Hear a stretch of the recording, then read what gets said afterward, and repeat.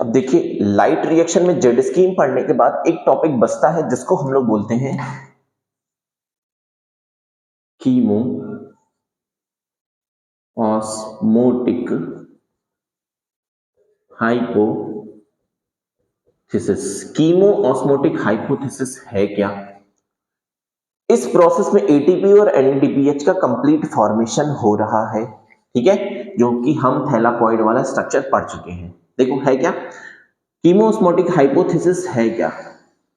Thylakoid का जो structure है वो कुछ ऐसा है, थोड़ा सा चेंज करके बनाते हैं ताकि आराम से सारे पार्ट्स को हम लोग कवर कर सकें।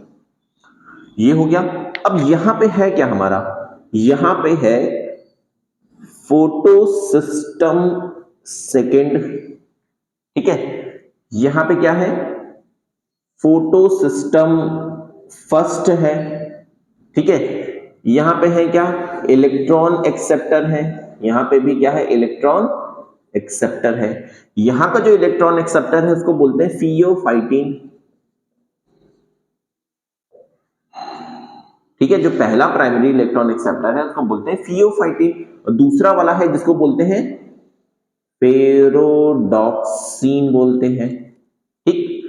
होगा क्या, यहां से वाटर 2H2O को ब्रेक डाउन हम लोग करेंगे, किसमें ब्रेक करेंगे, 4 हाइड्रोजन आयन प्लस 4 इलेक्ट्रॉन में करेंगे, और साथ में क्या निकलेगा, 2 ऑक्सीजन निकलेगा।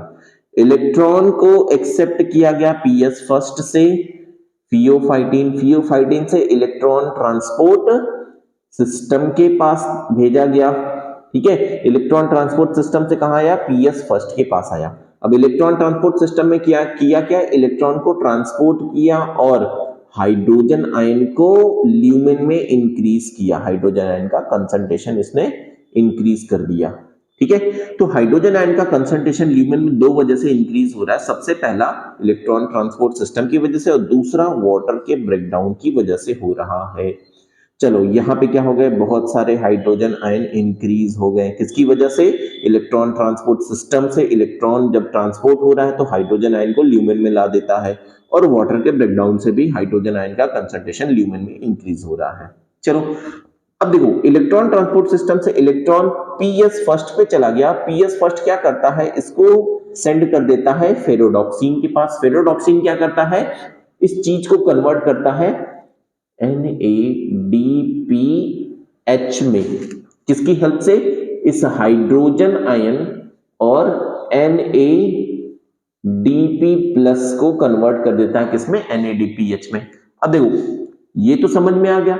दूसरा क्या है, ये हाइड्रोजन आयन यहां पे होता है F0 एंड F1 पार्टिकल, क्या होता है, F0 और F1 पार्टिकल। ये हाइड्रोजन आयन को जो ल्यूमेन में है उसको लेकर के स्ट्रोमा में डालते हैं। ये हाइड्रोजन आयन बाहर आया तो यहां पे प्रेजेंट ADP कन्वर्ट होता है किसमें, ATP में। अब देखो यहां पे एक एंजाइम है जो कि ATP को कन्वर्ट कर रहा है, जिसका नाम क्या है, ATP सिंथेटेज। और NADPH जो है वो भी एक एंजाइम की वजह से चेंज हो रहा है, जिसको बोलेंगे NAD सिंथेटेज, ठीक है।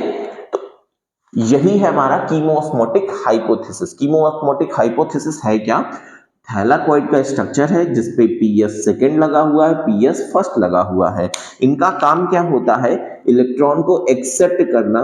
पीएस सेकेंड क्या करेगा, 680 लाइट को एब्जॉर्ब करेगा, ये सनलाइट को एब्जॉर्ब कर रहा है, फिर इलेक्ट्रॉन को ट्रांसपोर्ट कर रहा है प्राइमरी इलेक्ट्रॉन एक्सेप्टर, जिसको बोलेंगे फियोफाइटीन। फियोफाइटीन इलेक्ट्रॉन ट्रांसपोर्ट सिस्टम को करेगा, electron transport system PS first को करेगा, जिसकी इंटेंसिटी कितनी है, 700। ये किसको करेगा, फेरोडॉक्सिन को करेगा। फेरोडॉक्सिन करता क्या है, इस इलेक्ट्रॉन की हेल्प से NADPH का फॉर्मेशन कर रहा है, और यहां पे एक एंजाइम यूज हो रहा है जिसका नाम क्या है, NAD सिंथेटेज। और नीचे क्या हो रहा है, हाइड्रोजन आयन का जो कंसंट्रेशन है ल्यूमेन में वो बढ़ रहा था, उसको कम करने के लिए F0 एंड F1 पार्टिकल ये क्या करते हैं, हाइड्रोजन को मूव कर देते हैं स्ट्रोमा में।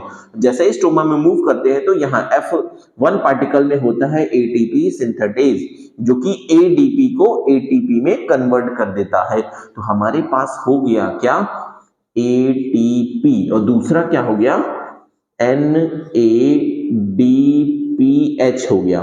ठीक है, अब देखो होगा क्या, यहां पे होगा डार्क रिएक्शन। अगला पार्ट है हमारा डार्क रिएक्शन। इसमें हो गया क्या,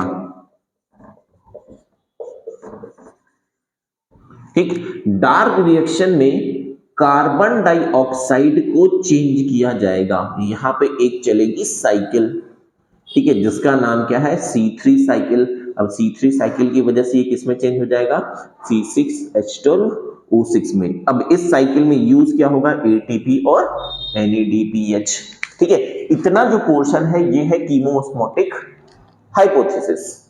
अब हमको पढ़ना क्या है, नेक्स्ट टॉपिक हमारा डार्क रिएक्शन। डार्क रिएक्शन में होगा क्या, हम कार्बन डाइऑक्साइड को चेंज करेंगे ग्लूकोज में, किसकी हेल्प से C3 साइकिल की हेल्प से, जिसमें क्या यूज होगा ATP और NADPH यूज होगा।